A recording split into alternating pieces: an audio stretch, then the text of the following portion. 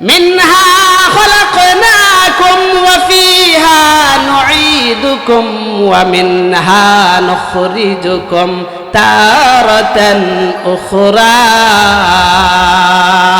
এরে দুনিয়ার মানুষ, এই জমিন থেকে তোমাদেরকে সৃষ্টি করা হয়েছে, আবার এই জমিনের মধ্যে দাফন করা হবে, আবার এই জমিন থেকে তোমাদেরকে আবার তোলা হবে।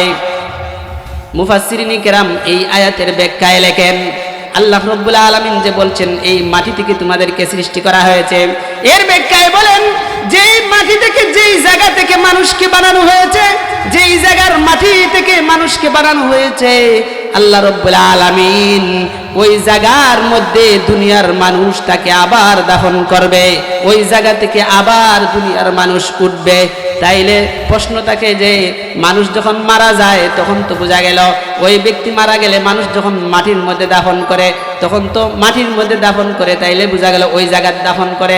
কিন্তু অনেক মানুষ আছে যেই মানুষগুলা মরণের পরে তাকে জ্বালাইয়া পুরাইয়া ছালি বানাইয়া দেওয়া হয়, ওই মানুষগুলাকে কেমনে মাটির মধ্যে, কোন মাটির মধ্যে দাফন করা হইল, কোন জায়গা থেকে তাকে সৃষ্টি করা হইল, এর ব্যাখ্যায় মুফাসসিরিনে কেরাম লেখেন যখন মানুষ সৃষ্টি করা হয়েছে তখন আল্লাহ রাব্বুল আলামিন একজন ফেরেশতা তার মায়ের গর্ভের মধ্যে ফেরেশতা নিযুক্ত করে রাখছেন।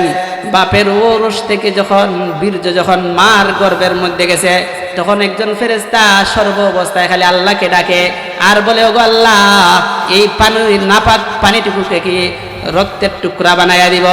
তখন ওই ফেরেশতা আল্লাহর কাছে ডাকতে ডাকতে ওই ফেরেশতা আল্লাহর কাছে যখন ডাকে যে তাকে কি রক্তের টুকরা বানাইয়া দিব, তখন 40 দিন পর্যন্ত ওই ফেরেশতা ডাকতে থাকে। 40 দিন পর অনুমতি আসে, ঠিক আছে ওই নাপাক পানিকে রক্তের টুকরা বানাইয়া দাও। এইরকম ভাবে আরো 40 দিন পর গোশতের টুকরা হয়। এরপরে 40 দিন পর যখন আরো মানব আকৃতি ধারণ করে তখন আল্লাহ রাব্বুল আলামিন ফেরেশতাকে ডাক দিয়া বলেন, ও ফেরেশতা, আমার এই বান্দার নাভিডুকা যেই জায়গার মধ্যে ওই বান্দাকে দাফন করা হবে ওই জায়গার এক চিমটি মাটি নিয়া বান্দার নাভিটা গঠন কইরা দাও। আর আবার যখন তাকে দাফন করা হবে ওই জায়গার মধ্যে দাফন করা হবে।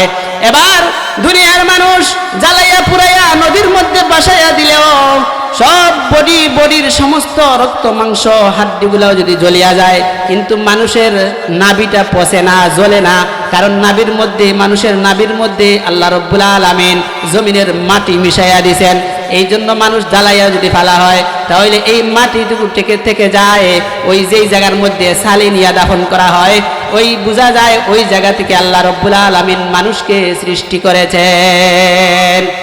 এই জন্য কিয়ামতের মাঠে সমস্ত মানুষকে আবার আল্লাহ বলেন এই মাটি থেকে তোলা হবে আর প্রত্যেক মানুষ পঙ্কানুপঙ্কানুভাবে আল্লাহর দরবারে দাঁড়ায় হিসাব দিতে হবে। এই জন্য আল্লাহ রাব্বুল আলামিন আমাদের সকলকে যেন দুনিয়ার জমিনে থেকে ভালো কাজ করার, 5 ওয়াক্ত নামাজ পড়ার তৌফিক দান করেন। আল্লাহ রাব্বুল আলামিন আমাদের সকলকে কবুল করুন। সকলে বলি